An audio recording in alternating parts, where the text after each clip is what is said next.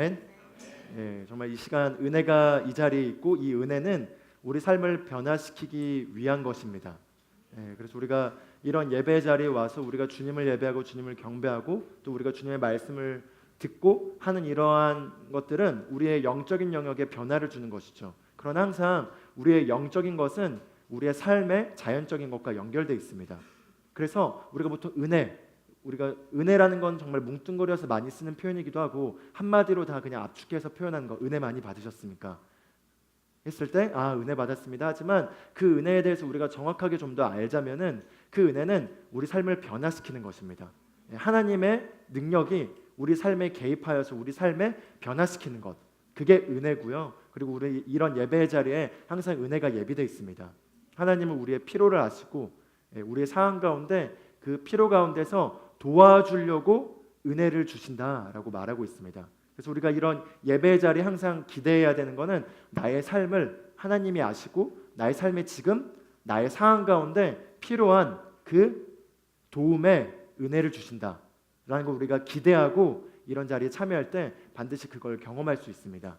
우리 같이 따라서 고백하면 좋겠습니다. 나의 삶을 변화시킬 은혜가 이 자리에 있습니다.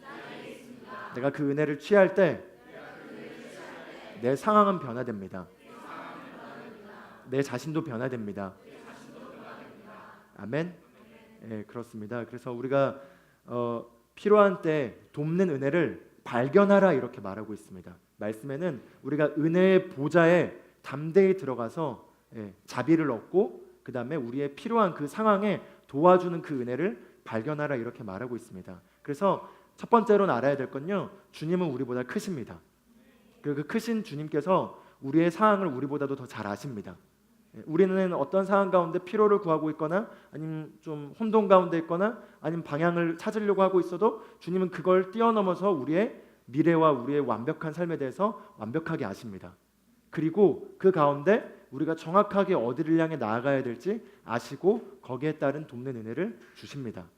그리고 심지어 내가 무엇을 갈망하는지도 모르고 내가 지금 삶이 그냥 무던한 상태에 있죠. 그냥 뭐 나쁘지도 않고 좋지도 않고 아니면 그냥 적당히 좋은 상태. 그러나 우리 옆 사람에게 얘기할 거예요. 적당히 좋은 상태는 이기적인 겁니다. 아멘. 우리는 하나님 나라 안에서 더 나아가야 하고 더 취해야 될, 더 큰 해야 될 일들이 있습니다. 그렇기 때문에 우리는 항상 갈급한 게 우리의 정상적인 상태고 내가 갈급하지 않고 배부른 상태는 이기적인 상태. 그래서 배고픈 상태가 우리에겐 항상 좋은 상태. 근데 그 배고픔이 내 삶의 어려움에 대한 갈증에서 나온 걸 수도 있지만 그거에서부터 시작해서 우리의 삶에 더 거룩한 갈증까지 다 포괄해서 하나님은 그 갈증에 대한 응답을 하시는 분이십니다. 그래서 우리가 이런 자리에 나와서 우리가 예배하고 경배하고 또 우리가 말씀을 통해 들을 때 그런 모든 것들은 우리의 삶의 영적인 영역에 어떤 빛이 비춰지는 거지만 그 영적인 영역은 반드시 나의 삶의 자연적인 것에 연결되어 있습니다. 그래서 예수님도 영이신 분이 말씀이 육신을 입고 이 땅에 자연적인 영역에 들어오셔서 그분이 자연적인 영역에 일을 하심으로써 영적인 영역에 변화를 이루셨고 그 변화가 결국 우리 자연적인 영역에 우리에게 변화를 이끌게 한 일들을 하신 게 바로 복음이죠. 복음은 예수 그리스도께서 우리를 위해서 성취하신 그 일로 말미암아 우리 삶에 일어난 변화들이고 기독교의 시작은 여기에서 시작되는 것입니다. 예수님께서 이루신 성취, 그 성취로 인해 이루어진 그 결과 위에서 탄생하게 돼서 거기에서 이제 걸어감으로써 그러한 것들을 더 알아가고 나타내고 우리 삶에서 그러한 것들이 더 드러나는 삶, 그게 바로 기독교이고 그게 바로 우리의 실제인 것이죠. 같이 따라서 고백하면 좋겠습니다. 난 예수님의 성취를 온전히 받아들이고 내 삶에 그려봅니다. 그리스도께서 승리하신 것을 내 삶에 그려봅니다. 아멘. 그래서 예수님께서 십자가에 달려서 죽으시고 장사되시고 3일 만에 죽음에서 일어나셔서 하늘 보좌 우편에 앉으셔서 우리가 보좌에 앉으신 주님을 찬양하고 그분께 능력과 존귀와 영광과 우리가 그런 경외하는 찬양의 가사들을 하셨을 때 무슨 생각을 하셨나요? 그분을 높이는, 정말 그분 감사합니다, 대단합니다, 정말 부활하셨네요, 하늘 보좌 우편에 앉으셨네요. 그런데 그분이 왜 앉으셨나요? 바로 우리를 위해서입니다. 그분은 굳이 거기 앉으시려고 할 필요도 없이 그분은 하나님 자체이십니다. 그러나 땅에 내려오셔서 사람의 일들을 묻고 있는 모든 것들을 해결하시고 그리고 승리하시고 보좌 우편에 앉으신 그 주된 이유는 바로 우리가 그 승리에 참여하기 위함입니다. 그래서 허물로 주고 또 우리를 또한 살리시고 함께 일으키사 그분의 보좌 우편에 함께 하늘에 우리를 앉힌 바 되게 하셨다라고 말하고 있죠. 그게 바로 우리의 위치인 거 아십니까? 같이 따라서 고백하겠습니다. 나는 이 세상에 속한 자가 아닙니다. 나는 더 이상 사람처럼 기능하지 않습니다. 아멘. 사람으로 살지 말란 얘기는 아니지만 우리가 사람으로서 사는 그 인간사의 삶의 그 고통과 사람으로서의 그 한계를 뛰어넘는 삶을 우리가 살 수 있게 된 게 우리의 신분이자 우리의 진짜 위치라는 거죠. 그래서 이제 우리가 오늘은 시온에 속한 자라고 해서 복음에 대한 시리즈에 이제 막바지에 왔습니다. 그래서 이제 아마 오늘하고 다음 주까지 해서 이 시온에 속한 자로서 우리가 정말 복음의 결과로서 이제 우리가 누구인지, 우리가 무엇을 가지고 있는지, 그리고 우리가 어디에 속해 있는지에 대한 그 모든 것들을 종합하여 우리가 다시 한번 마무리로 인식하고 그리고 이제 우리가 또 다음 것을 향해 나아가면 좋을 것 같습니다. 우리 같이 따라서 고백하면 나는 내가 누구인지 압니다. 나는 내가 무엇을 가지고 있는지 압니다. 나는 내가 어디에 속해 있는지 압니다. 아멘. 매일 인식하십니까? 예수님께서 오셔서 우리를 위해서 하신 그 일로 말미암아 우리 삶에 변화가 된 거, 바로 새롭게 된 거, 그게 바로 우리에게 복음이고 기쁜 소식이죠. 좋은 소식입니다. 그래서 우리가 복음의 능력에 대해서 계속해서 나누면서 우리가 복음에 대해서 가장 정확하고 내가 확신 있게 알면 알수록 내 삶에서 그게 확신 있게 나타나기 때문에 우리가 단순한 걸 더 확신 있게 받아들이고 더 확신 있게 알자라는 걸 가지고 우리가 복음에 대한 말씀을 계속 나눴습니다. 그래서 우리가 첫 번째로 나눴던 게 뭐죠? 바로 영생의 복음이었죠. 같이 따라서 고백하면 좋겠습니다. 나는 하나님의 생명을 가졌습니다. 우리가 왜 하나님의 생명을 가지게 됐죠? 예수님이 오신 목적이 바로 우리에게 하나님의 생명을 주시기 위함이었습니다. 그 하나님의 생명은 하나님의 본성이고 바로 하나님의 모든 것들이 담겨져 있는 그 능력이죠. 바로 사람은 죄의 본성을 가지고 있기 때문에 죄의 저주 아래 있고 죄에 지배당할 수밖에 없고 죄의 저주로 말미암은 질병과 가난과 실패에 지배당할 수밖에 없는 게 바로 그 본성입니다. 그래서 예수님은 오셔서 우리 죄의 문제를 해결하셔서 죄의 문제를 해결하신 게 전부가 아닙니다. 사실은 죄의 문제를 해결하기 위한 건 영생을 주기 위한 것입니다. 영생을 주기 위해서 죄의 문제를 해결하신 겁니다. 그러나 우리가 영생에 대해 빠져버리고 죄의 문제를 해결하는 거에서만 우리가 초점을 맞춰버리게 되면 뭐죠? 나는 그냥 그대로인데 예수님께서 나의 죄를 용서해 주신 거, 자꾸 그 포커스에 맞춰서 나는 연약할 수밖에 없지만 그분의 은혜를 통해서 내가 항상 용납되었다. 그러나 그것도 맞지만 그러나 그 이상 바로 죄의 문제를 해결하셔서 궁극적으로 우리 안에 생명을 주기 위해서 예수님이 오셨고 그 일을 이루셨고 그래서 우리 안에 지금 현재 하나님의 생명을 가지고 있습니다. 그래서 이 하나님의 생명은 하나님의 본성이고 예수님 안에 있던 그 생명이기 때문에 우리가 이 땅에 더 이상 환경의 피해자로 살아갈 수 없는 능력이 우리 안에 온 것입니다. 우리 눈 감고 마음을 담아서 고백하면 좋겠습니다. 나는 하나님의 생명을 가졌습니다. 이 생명은 연약하지 않습니다. 이 생명은 환경에 지배당하지 않습니다. 이 생명은 세상을 이깁니다. 이 생명은 사랑의 본성입니다. 이 생명은 죄를 지을 수 없습니다. 아멘. 이 생명이 우리 안에 지금 있습니다. 그래서 우리가 그렇게 나타나는 것은 각자가 다를 수 있지만 그러나 우리의 신분 안에 있는 우리의 거듭남, 바로 다시 태어나야 된다라는 그 다시 태어남으로 인해 우리 안에 태어난 그 생명이 하나님의 생명이고 바로 여기서부터 모든 게 시작되죠. 그리고 우리가 두 번째로 의의 복음에 대해서 나눴죠. 바로 의의 복음은 우리 안에 있게 된 하나님의 본성이자 바로 하나님의 뜻대로 행할 수 있는 능력이고 하나님과의 관계에서 완벽하게 우리가 하나님과 불편함이 없는 관계, 화목하게 된 관계, 그리고 우리가 어떠한 정죄함 없이 하나님 앞에 떳떳하게 나아갈 수 있는 그 능력을 선물로 받았다라는 게 바로 의의 복음이었죠. 그렇죠? 다들 기억하시나요? 다들 그 자리에 있었나요? 없으신 분들도 계시지만 쭉쭉 우리가 이거를 그냥 걸어가면서도 인식해 보시면은 성령으로 충만해질 겁니다. 우리가 이거는 이론이 아니라 우리의 실제거든요. 그래서 우리가 의에 대한 복음을 나눴고 다시 한번 따라서 고백하겠습니다. 의는 능력입니다.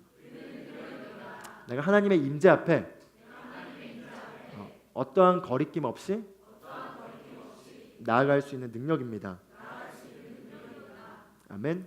예, 그래서 은은 하나님의 임재 앞에 우리가 우리의 어떠함, 우리의 행위와 상관없이 나아갈 수 있도록 하나님이 주신 선물이고, 그래서 우리가 의의 선물을 받았다라는 표현을 성경은 쓰고 있습니다. 우리가 의의 선물을 받았기 때문에 우리가 하나님의 임재 앞에 떳떳하게 나아갈 수 있고, 하나님과의 우리의 관계가 완벽하게 회복되었고, 거기에는 예수님이 하신 그 일로 말미암아 이루어진 관계의 회복이지 우리의 어떠함으로 세워진 관계가 아니라는 것이죠. 그래서 행위로는 이루어질 수 없나니 오직 믿음이다. 아멘. 그리고 그 믿음은 뭐죠? 하나님이 말씀하신 걸 내가 받아들이는 것이죠. 그래서 아브라함도 행위로 이루어진 게 아니라 믿었기 때문에 하나님이 의롭다고 여겼죠. 같이 따라서 고백했습니다. 나는 의롭습니다. 은은 행동이 아니라 본성입니다. 선물입니다. 아멘. 그래서 우리가 의의 복음에 대해서 나눴고, 이 생명과 의, 이 두 가지가 우리 항상 신앙생활의 주된 축을 이루고, 내가 설마 잘못한 일들을 행하더라도 또는 내가 넘어지더라도 나의 의식이 넘어진 거에, 잘못한 거에 가 있는 한, 그거는 하나님의 능력이 어떠한 것도 흐를 수 없는 상태로 스스로 차단시켜 놓고 다시 행위로 빠지는 것입니다. 하나님이 원하신 건 우리가 정죄받는 것이 아니라 죄를 짓지 않길 원하시죠. 그러나 죄를 짓는 것보다 더 그 마귀가 장난치는 거는 정죄의식에 빠져서 우리가 자꾸 내가 잘못 행한 걸 기억함으로써 스스로를 책망하는 상태, 그리고 하나님 앞에 떳떳하지 못한 상태, 그걸 해결하기 위해서 예수님이 오신 것 아닙니까? 그래서 예수님이 그걸 해결하셨습니다. 그래서 우리가 은혜로 말미암아 믿음으로 구원을 받았으니 이것은 하나님의 선물이요 우리의 행위에서 난 것이 아니라, 그래서 자랑할 것이 없다. 왜냐하면 우리에게서 난 것이 아니기 때문이라 라고 바울이 외쳐 말하는 거죠. 아멘. 그래서 우리가 의에 대한 걸 나눴고, 또 우리가 구원, 구출, 해방은 우리 것입니다. 그래서 우리는 우리가 승리, 그리스도의 승리에 참여했기 때문에 마귀는 패배하였고, 더 이상 사단은 우리에게 영향을 미칠 수 없을 뿐만 아니라 우리는 더 이상 사단의 지배 아래 있지 않습니다. 그래서 우리는 더 이상 어둠이나 귀신이나 또는 마귀나 그런 어둠의 영향력에 대해서 두려워할 필요도 없고, 우리가 오히려 거기에 억눌려 있는 자들을 발견한다면 해방시켜 줄 수 있도록 권세를 부여받았습니다. 우리에겐 권세가 있고, 이 권세는 사단을 지배하는 권세입니다. 그 죽음을 이긴 능력이 우리에게 왔습니다. 그래서 구원, 구출, 해방은 나의 것이고, 그다음 우리가 치유의 복음에 대해서 나눴죠. 예수님께서 우리의 죄의 문제를 해결했을 뿐만 아니라 그 죄의 문제가 해결됐을 때 질병의 문제도 해결되었습니다. 그래서 질병은 불법입니다. 같이 따라서 고백하겠습니다. 질병은 불법입니다. 내 몸 안에 질병은 머무를 수 없습니다. 예수님께서 값을 치르셨기 때문에 질병은 나에게 해당되지 않습니다. 아멘. 그래서 질병의 모든 것들을 끝내셨고 그 값을 치렀기 때문에 우리는 질병에 대해서 더 이상 허용하지 말아야겠습니다. 우리가 복음에 대해서 더 알면 알수록 알므로써 우리가 적용해야 되는 건 허용하지 말아야 한다는 겁니다. 이제 알기 전에는 하나님의 그 은혜가 모르기 때문에 간간히 개입할 수 있지만, 알고 난 다음부터는 이젠 내가 선택해야 됩니다. 그래서 들어버리셨어요. 여러분들은 알았기 때문에 더 이상 구걸하는 기도로는 하나님께서 응답을 해주실 수가 없을 겁니다. 알았기 때문이죠. 알았다면 이제 우리가 허용하지 않아야겠습니다. 허용하지 않는 건 믿음의 선택인 것이죠. 그래서 우리가 치유에 대한 복음을 나눴고, 또 우리가 화평의 복음, 그 화평의 복음은 우리가 하나님과 화목해 되었을 뿐만 아니라 하나님과 우리가 하나가 되었다. 그래서 우리가 그리스도와 하나가 되어서 우리가 그리스도와 하나가 된 완전한 화평 가운데 우리가 어떠한 두려움 없는 상태, 어떠한 염려가 없는 상태, 완전한 평안 가운데 기능할 수 있는 상태, 그게 바로 우리에게 주어졌다는 걸 나눴죠. 같이 따라서 고백하면 좋겠습니다. 나와 그리스도는 하나입니다. 그리스도와 나는 하나이기 때문에 나는 사자처럼 담대합니다. 어떤 상황도 나를 짓누를 수 없습니다. 어떤 상황도 나를 염려하게 할 수 없습니다. 살아계신 하나님이 내 안에 거하십니다. 아멘. 그 살아계신 하나님이 내 안에 거한다는 게 계시가 일어나면 염려는 사라지게 되어 있습니다. 내 삶에 안식이 있게 되어 있습니다. 그래서 바로 평안은 나의 것이다 라고 나눴고, 우리가 또 형통의 복음을 나눴죠. 그래서 부유함에 대해서 지난 시간까지 나눴기 때문에 더는 이제 복습하지 않고 오늘 거를 이제 같이 보도록 하겠습니다. 우리가 오늘 제목이 시온에 속한 자 이렇게 나왔는데, 시온이 무엇인지 아십니까? 시온이 무엇인지 우리가 잘 익숙하신 분도 있고 아니면은 굉장히 생소한 분도 있겠지만 오늘 말씀을 통해서 우리가 이제 정말 속한 곳이 어디인지 우리가 어떤 근원을 가지고 있는지를 말씀을 통해 보고 그걸 따라서 우리가 어떻게 살 수 있는지를 좀 보면 좋겠습니다. 요한복음 18장 36절 말씀인데 우리 같이 한번 말씀을 보도록 하겠습니다. 같이 한번 읽어보겠습니다. 예수께서 대답하시기를 나의 왕국은 이 세상에 속한 것이 아니니라. 만일 나의 왕국이 이 세상에 속한 것이라면 내 부하들이 싸워서 나를 유대인들에게 넘어가지 않게 하였을 것이라. 그러나 지금은 나의 왕국이 여기에 속한 것이 아니니이다고 하시더라. 예수님께서 하신 이 대목을 통해서 예수님이 다른 원리 그리고 다른 인식, 다른 의식을 가지고 말씀하신 걸 우리가 볼 수 있습니다. 예수님 뭐라고 말하죠? 내 왕국은 여기에 속하지 아니하였다. 그래서 여기에 속하지 아니하였는데 나는 이 세상에 속하지 아니하였고 나는 이 왕국에 따라 기능하지만 이 왕국이 지금 여기에 속하지 않았기 때문에 여기서 내가 붙잡혀 간다라는 걸 얘기하고 있는 거죠. 근데 여기서 예수님의 인식을 통해 보면 알 수 있는 것처럼 나의 왕국은 이 세상에 속한 것이 아니니라 라고 말하는 장면을 볼 수 있고 또한 우리가 요한복음을 보면 예수님께서 자주 반복하여 나는 이 세상에 속한 자가 아니다 라는 말을 했던 걸 볼 수 있습니다. 자, 우리가 그리고 예수님을 우리가 살았던 그 사셨던 예수님의 모습을 본다면 그분은 정말로 이 땅에 어떤 한 종교의 위대한 지도자로서 사시는 뭔가 대단한 사람, 위대한 사람 그런 정도의 사이즈가 아니었습니다. 예수님은. 그렇죠? 우리가 흔히 역사 속에서 인물을 찾아보는 위인 중에 한 분이 아니십니다. 예수님은. 그런 위인이 아니셨고 예수님은 그 출생부터가 달랐습니다. 그 출생부터가 성령으로 말미암아 처녀인 마리아에게서 성령으로 잉태하여서 육신을 입고 아기 예수가 태어나죠. 즉 사람의 생명, 남자로부터 씨를 받지 않고 하나님의 초자연적인 능력에 의해서 태어났고 그 출생과 근원이 달랐던 시작점부터 시작해서 예수님이 3년 반 동안 사셨던 그분의 모습을 보면 무엇이 달랐죠? 그분은 너무나 달라도 달랐습니다. 그분은 환경을 대한 태도가 달랐고 그분을 통해서 초자연적인 일들이 풀어졌습니다. 물이 포도주로 변하고 폭풍이 예수님의 말 한마디에 멈춰지게 되고 나중에 무리를 걸어가시게 되고 질병에 걸린 자들이 예수님의 말씀을 통해서 치유될 뿐만 아니라 예수님의 옷자락만 만져도 몇십 년 동안 고생하던 병이 치유되는 역사가 일어나고 나중에 심지어 그분을 통해서 죽은 자도 살아났습니다. 심지어 죽은 지 3일 동안 지났던 나사로도 예수님의 외침 한마디에 살아나는 걸 볼 수 있었습니다. 그래서 그 주변에 예수님을 봤던 사람들이 도대체 이 사람이 누구이기에 바다와 파도가 복종하느냐, 도대체 이 사람이 누구이기에 이런 일들이 일어나느냐라는 걸 말한 걸 볼 수 있죠.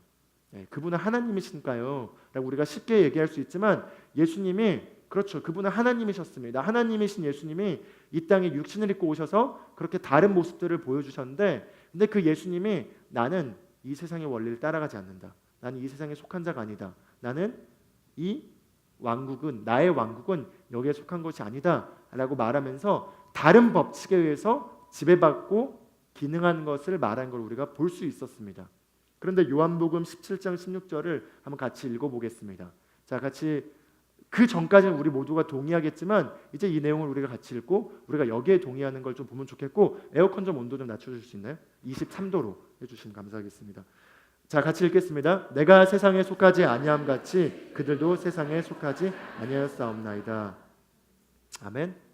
예수님께서 내가 세상에 속하지 아니함 같이 이제 그들이 누구죠? 바로 믿는 자들, 바로 새로운 피조물이 된 저와 여러분도 이제 세상에 속한 자가 아니라는 거죠. 그래서 세상에 속하지 아니하였사옵나이다 라고 말하고 있습니다. 그 말은 우리가 더 이상 예수님의 모습들을 보고 예수님이니까 그러셨지가 아니라 우리도 그러한 삶이 가능한 영역으로 우리가 변화됐다는 걸 볼 수 있다는 거죠. 같이 따라서 고백하면 좋겠습니다. 나는 세상에 속한 자가 아닙니다. 나는 이 세상에 살지만 이 세상에 속한 자가 아닙니다. 그래서 우리가 보통 우리가 이 세상에 살지만 이 세상에 속한 자가 아니라는 것은 우리의 영적인 근원이 달라졌다는 걸 얘기하죠. 그래서 그가 우리를 흑암의 권세에서 옮겨내사 그분의 사랑의 아들의 나라로 옮기셨다 이렇게 말했는데 보통 우리가 그거 말고도 우리가 죽고 나서 천국을 가잖아요. 그렇죠? 그래서 우리가 보통 예수님을 믿고 이제 이 땅에 육신의 수명을 다하게 되면은 보통 우리가 본향으로 돌아가셨다라는 표현을 쓰기도 하고요. 그래서 돌아가셨다라는 표현은 사실은 믿는 자들에게 해당되는 표현이죠. 돌아가셨다. 원래 속한 곳으로 돌아가셨다. 그래서 육신은 이 땅에 흙이 되어 사라졌지만 영혼은 속한 곳으로 돌아갔다. 그래서 천국에 갔다 이렇게 얘기하는데 그 천국과 하나님의 왕국과 뭐가 다를까요?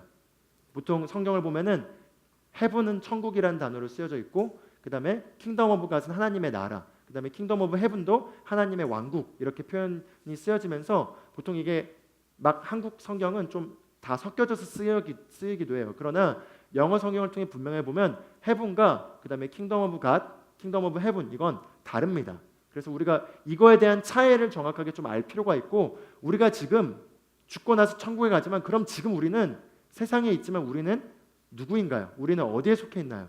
여기에 대해서 명확하게 좀 개념을 정립하면 우리가 훨씬 더 능력 있는 삶이 우리 삶에 나타날 수 있습니다. 그래서 여기 좀 잠깐 적어놨는데 헤븐 즉 하늘나라라고 적혀져 있는 단어 또는 천국은 말 그대로 우리가 믿는 자가 죽은 후에 가게 되는 곳이에요. 천국.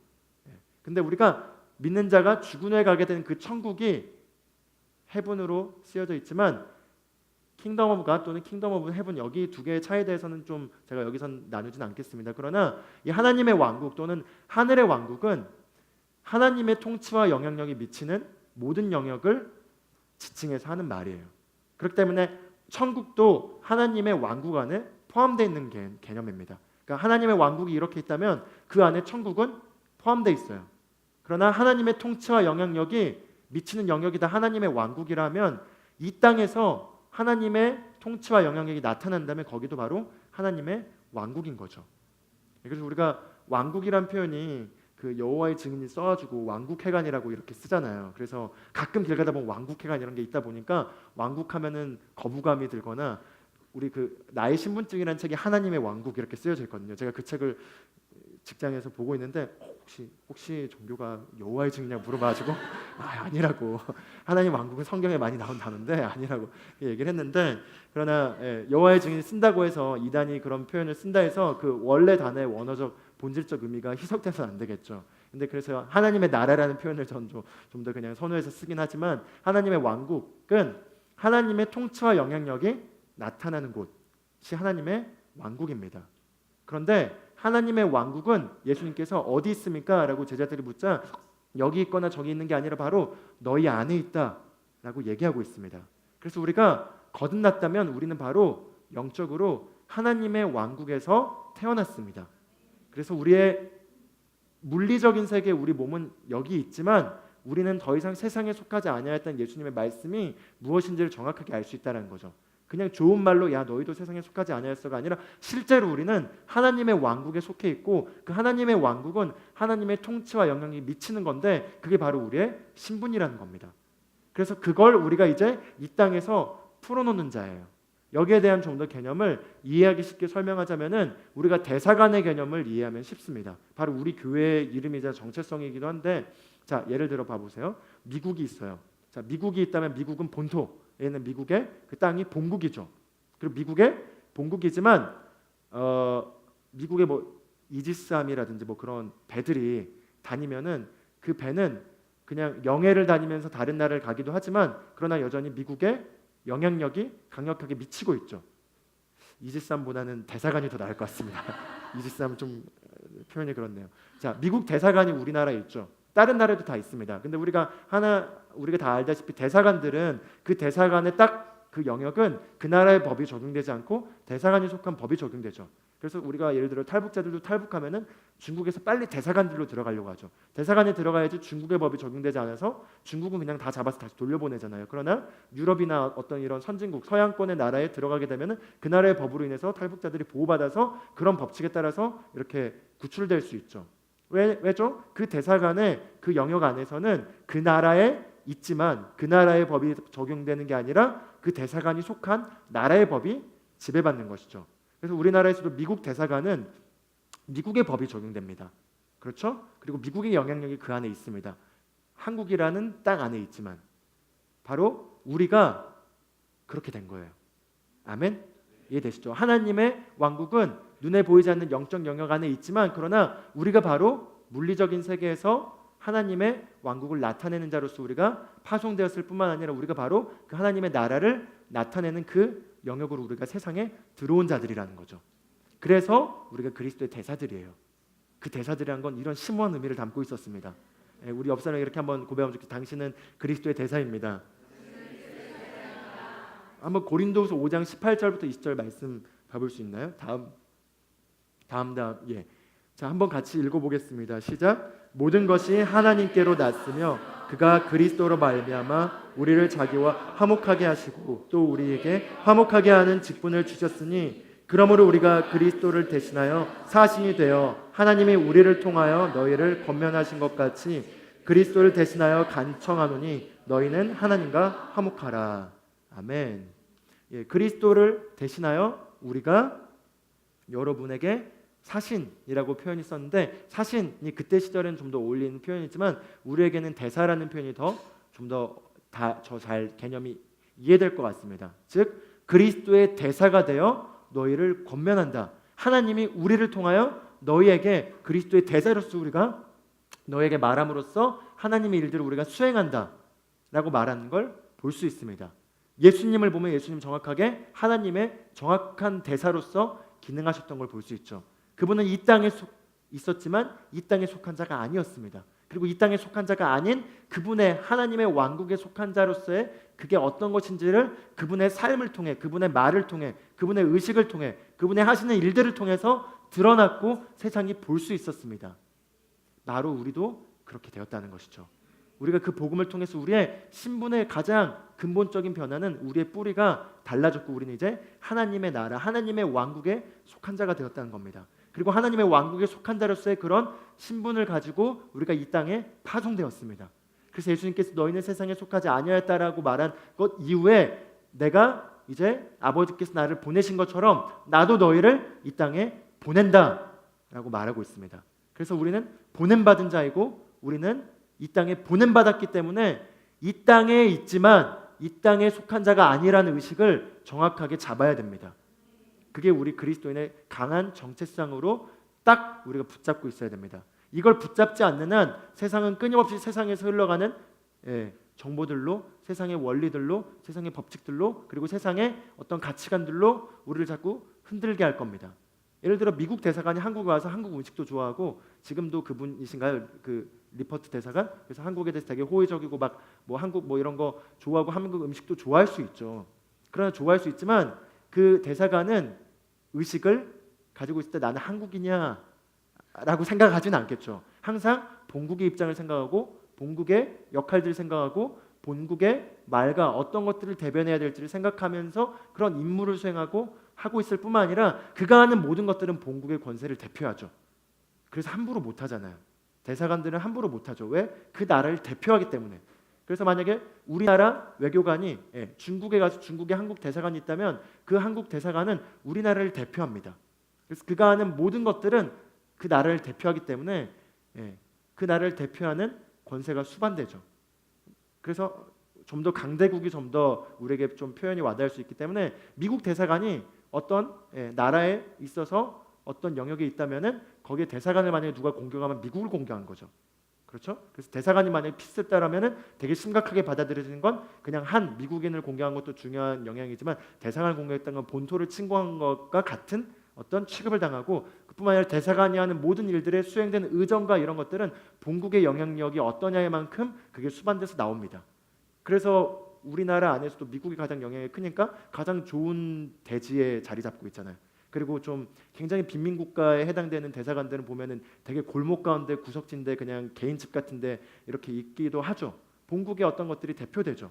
우리는 하나님의 왕국의 하나님의 대사입니다. 우리는 하나님의 왕국의 권세가 우리에게 흘러가게 돼 있습니다. 우리가 그걸 딱 정확하게 인식하고 우리가 거기에 딱 붙잡고 우리가 그걸 나타내는 자로서 우리가 단추를 꿰야겠습니다. 에베소 2장 6절에서 7절 말씀을 좀 같이 봐보겠습니다. 전 페이지입니다. 같이 한번 읽어보겠습니다. 또 함께 일으키사 그리스도 예수 안에서 함께 하늘에 앉히시니 이는 그리스도 예수 안에서 우리에게 자비하심으로써 그 은혜의 지극히 풍성함을 오는 여러 세대에 나타내려 하심이라. 아멘. 여기서도 또 함께 일으키사, 그리스도 예수 안에서 함께 하늘에 앉히시니에서 여기서도 헤블리 플레이스 이렇게 나왔는데 하늘에 앉히실 것이다가 아니죠. 우리가 여기서 수명을 다하면 이제 하늘에 앉혀서 하늘로 갔어요가 아니라 이미 하늘에 앉히사, 여기서도 이 하늘은 어떤 천국을 지칭한다기보단 하늘의 어떤 여러 영역들을 지칭한다는 걸 우리가 볼 수 있습니다. 바로 우리가 하나님의 왕국으로서 속한 자가 되었다는 것이죠. 그래서 우리는 더 이상 이 땅의 원리를 따라 살아가지 않을 법과 그 나라에 속해 있습니다. 같이 따라서 고백해 줍시다. 나는 하나님의 나라에 속한 자입니다. 나는 하나님의 나라를 대표한 자입니다. 그렇기 때문에 우리가 그리스도의 대사라는 그 인식은 그냥 나도 이제 그리스도를 조금 대신할 수 있을 정도가 아니라 실제로 대사관처럼 의식을 하고 그 나라들이 어떤 것이 있는지, 우리가 대표, 우리가 속한 나라가 무엇인지, 우리가 속한 나라의 삶은 어떤 것인지, 그래서 그 시온에는 질병이 없다라고 성경은 말하고 있어요. 아멘. 그래서 그리스도의 대사인 우리는 우리가 속한 하나님의 나라, 그래서 하나님의 왕국을 시온으로 이해하면 좋겠습니다. 시온을 보통 구약 성경에서는 구약에서 시온이라는 어떤 산, 실제 산이 있었지만 그 시온을 사모하면서 왔던 게 결국은 예수님이 오셔서 성취돼서 나타나게 될 그 나라를 지칭하는 어떤 상징적인 표현이고, 그래서 우리가 시온에 속했다라는 건 사실은 하나님 나라에 속했다라는 개념으로 우리가 이해하시면 더 편합니다. 그래서 우리가 하나님 나라에 속한 자로서 우리가 있는 것인데, 바로 여기에서 우리가 해야 될 건 뭐냐? 바로 하나님 나라를 대표하기 때문에 그럼 우리 영에서 나오는 그 탁월함과 그 하나님의 선하심과 그 하나님의 능력과 그 하나님의 주권이 우리 삶을 통해서 드러나고 나타나고 우리가 하는 삶의 모든 분야에서 드러나서 우리는 왕국의 사명을 수행하고 그분의 나라를 대표하는 일들을 하도록 우리가 부름받았다는 것이죠. 그리고 그게 하나님께서 우리를 정하시고 디자인한 모습이라는 거죠. 하나님은 우리를 디자인했을 때, 우리가 거듭났을 때 내가 예수님 이제 믿게 됐어라는 어떤 종교의 기독교에 하나 적는 정도가 아니라 말 그대로 우리는 다른 영역에 속해 있다라는 겁니다. 그래서 다른 영역에 속해 있기 때문에 그 다른 영역의 법칙이 무엇인지를 이해하고 받아들이면 그 영역이 적용되고, 그걸 모르면 내가 그냥 대사관 밖에 나가고 신분증도 잃어버리고 나가서 그냥 똑같이 그냥 그 세상의 나라의 법에 지배받을 수도 있고 우리가 선택하는 겁니다. 그래서 우리가 알아야 됩니다. 같이 따라서 고백하시면 좋겠습니다. 나는 그래서 위로부터 난 자입니다.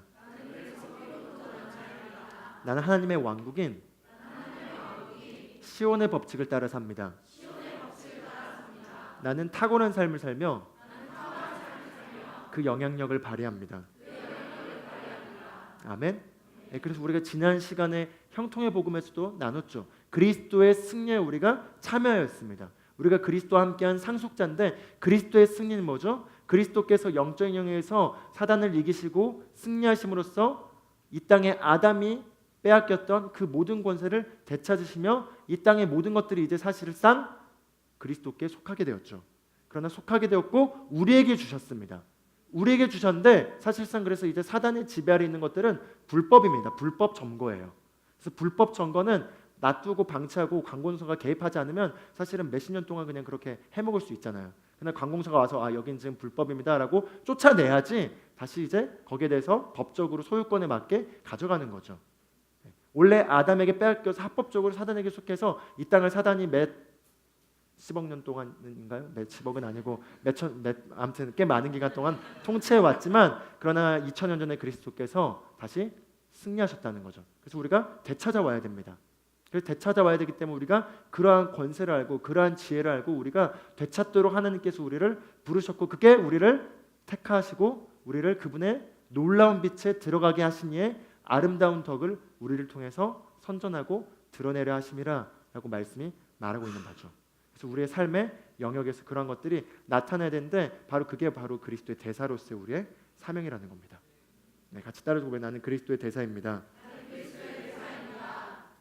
그래서 우리가 이 시온이 얼마나 구약 성도들이 사모했고 바라봤던 것인지를 우리가 좀 더 보고, 우리가 참 그 구약의 아브람 그리고 이삭 그리고 야곱을 생각할 때 어떻게 생각하시는지 모르겠어요. 참 믿음의 선진들이죠. 그러나 그런 믿음의 선진들이 시온에 대해서 어떤 계시를 가지고 있는지를 보고 우리가 시온에 속했다는 게 얼마나 정말 영적으로 위대한 곳에 있는지를 우리가 말씀을 통해 좀 같이 봐보면 좋겠어요. 우리가 히브리서 11장 8절부터 10절부터 시작해서 좀 몇몇 성경 구절들이 있는데 혹시 이쪽에 계신 분들 안 보이시면 성경을 찾으셔서 히브리서 11장 그리고 8절부터 10절까지를 우선 먼저 한번 읽어보셨으면 합니다. 우리 같이 한번 말씀 읽어보도록 하겠습니다. 믿음으로 아브라함은 장차 유업으로 받을 땅으로 떠나가라는 부름을 받았을 때 순종하여 어디로 가야 하는지도 모르면서 떠났으며 믿음으로 그는 타국 땅에 있는 것 같이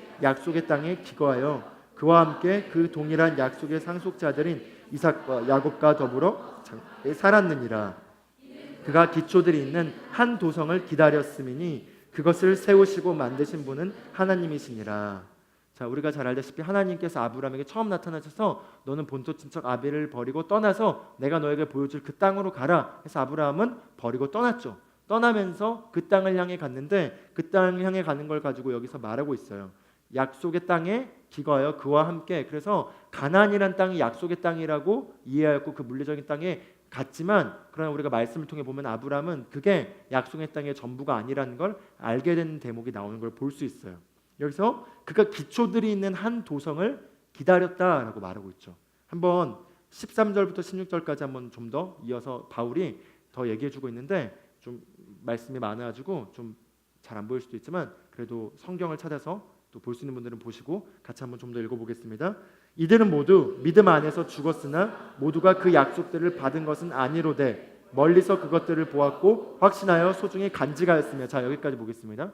자, 그들이 다 약속의 땅에 기거하여서 그 안에 자리 잡았다고 했는데, 그런데 성경에 그 이어서 뭐라고 말하죠? 바로 바울이 그들은 믿음 안에서 죽었으나 모두가 그 약속들을 받지 않았다라고 말하고 있죠. 그러면서 그냥 멀리서 그것들을 보고 확신하여 소중히 간직하면서 마음속에 품었다라고 말하고 있습니다. 그 다음 한번 읽어보겠습니다. 또 이 땅 위에서 타국인이요 순례자라고 고백하였느니라. 이는 이런 것들을 말하는 사람들은 자신들이 본향을 찾고 있음을 분명히 나타낸 것임이라. 만일 그들이 실로 떠나온 고향을 생각하였다라면 되돌아갈 기회가 있었겠지만 이제 그들이 사모하는 곳은 더 좋은 본향 곧 하늘에 있는 것이라. 여기까지 읽겠습니다. 자, 이 땅이, 그래서 그들이 약속의 땅에 갔지만 그들은 이 땅 위에서 나는 이 땅에서 순례자요 타국인입니다 라고 말했던 걸 볼 수 있으면서 그들이 다 본향, 고향을 그리워했던 걸 우리가 볼 수 있는데, 그들이 고향을 그리워했다면은 그게 이 땅에 속한 거라면은 돌아갔을 거라는 거죠. 근데 돌아가지 않았다는 거는 바로 그들의 본향은 이 땅에 속한 게 아니었다라는 거죠. 바로 그들이 사모하는 것은 더 좋은 본향, 바로 하늘에 있는 것이라. 그래서 그러므로 하나님께서 그들의 하나님이라 불린 것을 부끄러워하지 아니하시나니 이는 그들을 위하여 한 도성을 예비하셨음이라. 그래서 그들에게는 그 한 도성은 여전히 예비된 단계였습니다. 그 다음에 우리 한번 39절부터 40절까지 마지막으로 한번 봐보겠습니다. 같이 한번 읽어보겠습니다. 시작. 이 사람들이 모두 믿음을 통하여 좋은 평판을 얻었으나 그 약속을 받지는 못하였으니 하나님께서는 우리를 위하여 어떤 더 좋은 것을 예비하사 우리가 아니고서는 그들이 온전케 되지 못하게 하셨느니라. 아멘. 아멘. 이게 무슨 말이죠? 그들은 그걸 받지 못했지만 바로 그게 바로 그리스도 예수를 통해서 성취될 바로 하나님의 왕국이었던 거고, 바로 그게 우리를 통해서 성취돼서 그들도 다 온전케 되게 된다라는 걸 말하고 있는 것입니다. 바로 우리가 그들이 그토록 사모하던 그 본향에 우리가 이르렀다는 거죠. 그들이 사모했던 그게 바로 우리에겐 우리가 속한 위치가 되었습니다. 그래서 그들이 그렇게 기다리던 도성은 바로 예수 그리스도가 오셔서 성취하게 될 바로 그 나라였고, 그 나라 위에서 태어난 우리는 바로 그 도성에 속한 자입니다. 그래서 히브리서 12장 22절에서 24절을 우리가 같이 한번 보겠습니다. 같이 읽겠습니다. 그러나 여러분이 다다른 곳은 시온산과 살아계신 하나님의 성인 하늘의 예루살렘입니다. 그곳은 수많은 천사들과 하늘에 등록된 장자들의 총회와 교회, 그리고 모든 사람의 심판자이신 하나님과 완전하게 된 의로운 사람들의 영이십니다. 또 우리는 새 계약의 중재자이신 예수님과 복수를 호소하던 아벨의 피보다 나은 그리스도의 은혜로운 피에 접하게 되었습니다. 아멘. 자, 우리 여러분이 이제 다다른 곳은 바로 시온산과 하늘에 계신 살아계신 하나님의 거한 예루살렘, 즉 우리가 땅에서 그때 당시 이스라엘의 그 예루살렘은 사실은 다 하늘의 예루살렘을 상징하기 위해서 있었던 겁니다. 그래서 구약의 많은 부분들은 예수님이 오셔서 성취될 그런 것들에 대한 상징적인 표현들로 나와 있는데, 바로 우리가 다다른 곳 시온산이 바로 하늘의 예루살렘이자 살아계신 하나님이 거하신 곳이고, 거기에는 의로운 영들과 온전하게 된 의로운 영들, 천만 천사와 그리고 예수님과 또 만민의 심판자신 하나님과 그리고 우리들이 거기에 바로 속해 있다라는 것이죠. 바로 그게 우리의 지금 현 주소입니다. 그게 바로 우리가 시온에 속한 자라는 것이죠. 같이 따라서 고백하면 나는 시온에 속한 자입니다. 그래서 정확하게 시온은 예수를 믿고 죽은 믿음의 선조들과 지금 이 땅에 살아있는 우리들까지 속해 있는 보이지 않는 영역이고, 바로 우리는 거기에서 이 땅에 지금 파송돼서 이 땅에서 우리가 경주를 뛰고 있는 자라는 겁니다. 아멘. 그리고 우리는 이 경주를 뛰다가 우리가 이 땅에 수명을 다하게 되면 우리는 다시 그 안에 영원한 곳으로 들어갈 겁니다. 그러나 우리는 이미 여기에 있는 동안에도 거기에 이미 들어가 있다라는 거죠. 그래서 우리는 이 시온의 법에 속한 자로서 이 땅의 원리를 받지 않고 시온에 속한 법의 원리를 따라서 살아갈 때 그분의 나라가 우리 삶에 더 나타나고 영향이 나타난 것들을 우리가 경험할 수 있습니다. 그래서 이 시온에 속한 자로서 이 시온에 속한 것이 어떤 특성들을 가지고 있는지는 오늘 이 시간 나누지 못하겠지만, 우리가 우선 첫 번째로 우리가 알아야 될 건 우리가 더 이상 땅에 속한 자가 아니라는 겁니다. 그 말은 이 땅의 세상에 썩어져가는 구습을 쫓아 패배당할 수밖에 없는 이 영역에 속한 자가 아니라는 겁니다. 같이 따라서 고백하면 좋겠습니다. 나는 시온에 속한 자입니다. 나는 하나님의 나라에 속해 있습니다. 난 더 이상 이 세상의 원리를 따라가지 않습니다. 나는 더 이상 이 세상의 피해자로 살아가지 않습니다. 난 더 이상 죄의 지배당할 수 없습니다. 난 더 이상 어둠의 지배당할 수 없습니다. 나는 완벽한 아름다움 안에서 살고 있습니다. 아멘. 그래서 우리가 시온을 사실 인식한다는 건 바로 우리가 누구인지를 인식한다는 겁니다. 바로 우리가 새로운 피조물이 되었다는 겁니다. 이 새로운 피조물은 더 이상 이 땅에 뿌리를 두고 있지 않고 본향에 뿌리를 두고 있고, 이 새로운 피조물은 본향에 뿌리를 두고 있기 때문에 그 본향의 능력과 권세와 주권과 그 모든 것들을 받아서 이 땅에서 나타내는 자들입니다. 우리 고린도서 5장 17절 말씀 같이 보겠습니다. 같이 읽겠습니다. 그런즉 누구든지 그리스도 안에 있으면 새로운 피조물이라, 이전 것은 지나갔으니 보라 새 것이 되었도다. 바로 새 것이 되었도다. 새 것이 되었다라는 거죠. 우리가 새 것이 된 것을 인식해야 됩니다. 새 것이 된 것을 인식한다는 건 바로 예수님께서 이 땅에서 인식하셨던 그런 인식을 가지고 우리도 더 이상 이전의 삶에 살던 나의 모습이 나의 전부가 아니고, 이전에 살던 나의 세상을 바라보는 세계관이 이제 더 이상 나의 세계관의 전부가 아니라는 것입니다. 더 우리가 생각하고 구하는 이상의 차원의 더 높은 차원의 삶이 있습니다. 우리가 더 취해야 될 영역이 있고, 우리가 더 누려야 될 권세가 있고, 우리가 더 알아야 될 우리의 영향력이 있습니다. 요한복음 8장 23절, 예수님께서 계속해서 가지셨던 인식을 우리가 보길 원합니다. 읽겠습니다. 예수께서 이르시되 너희는 아래에서 났고 나는 위에서 났으며 너희는 이 세상에 속하였고 나는 이 세상에 속하지 아니하였느니라. 아멘. 예수님이 이렇게 말씀하셨지만 이제 우리도 그렇게 된 거죠. 우리는 위에서 났습니다. 같이 따라서 나는 위에서 났습니다. 내가 만약에 사람처럼 흔들려하고 당황하거나 어떤 상황 때문에 휘둘려고 할 때 그때 딱 자리 딱 잡아서 나는 위에서 났습니다 라고 먼저 딱 자리를 잡으십시오. 그래서 거기서부터 먼저 자리를 잡아야지, 내가 이미 상황의 피해자에서 나는 이러고 있고 나는 지금 휘둘리고 있고 내 믿음은 이렇고 나는 지금 모르겠고 하나님이 살아계신도 모르겠고 뭐 그래요, 감각에서는 그렇게 얘기를 하거든요. 그럴 때 그런데 주님 그러나 어떻게 해야 되죠? 그러나 주님 구합니다 라고 하면 이미 피해자의 모드에서 그냥 구걸하는 거죠. 그게 아니라 거기서 나는 위에서 났습니다. 딱 나는 위에서 났습니다 할 때 그 위에서 난 게 어떤 것인지에 대한 오늘 말씀에 대한 계시들이 열리면 바로 하나님의 권세와 능력과 그 어마어마한 영광의 위치가 우리 안에 흘러감으로써 우리를 딱 이 땅에 속한 자가 아닌 위치에서 딱 우리가 상황을 멀리서 바라보게 함으로써 우리가 주관할 수 있는 자로 우리를 세워주게 됩니다. 갈라디아서 6장 14절 15절 사도 바울의 멘탈리티를 우리가 같이 봐보겠습니다. 같이 읽겠습니다. 그러나 나에게는 우리 주 예수 그리스도의 십자가 외에는 결코 자랑할 것이 없나니 그로 인하여 세상이 나에게 십자가에 못 박히고 나도 세상에게 그러하니라.